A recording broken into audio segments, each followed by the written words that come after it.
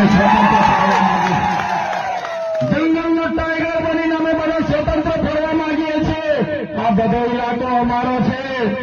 અમારા નસવાડીના એક કાકા ધારાસભ્ય છે, સિનિયર ધારાસભ્ય।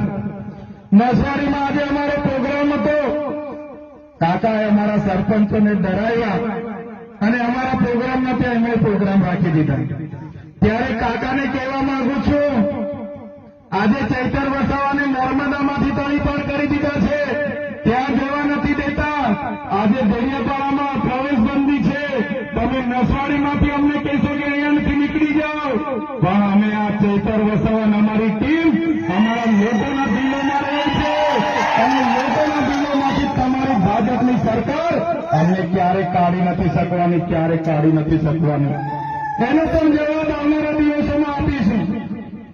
ત્યારે નવી વસાહતોના આગેવાનો મને રસ્તે મળ્યા, મારી સામે કહેતા હતા, સાહેબ અમે નર્મદાના નવી વસાહતના લોકો છે, અમે આ ધારાસભ્યના હોદ્દે લાગ્યા, આ ભાજપના નેતાઓને માની લીધું અને આજે અમારા દીકરા દીકરીઓ અમને ખીજવાય છે, અમારો અધિકાર નથી મળ્યો। ત્યારે આ ભાજપના લોકોએ માત્ર ભાજપમાં જઈને ઊંચી આગળ કરવાનું જ કામ કર્યું છે। ત્યારે સાથીઓ, આવનારા દિવસોમાં તાલુકા અને જિલ્લા પંચાયતની ચૂંટણીઓ આવવાની છે। રાષ્ટ્રીય પાર્ટી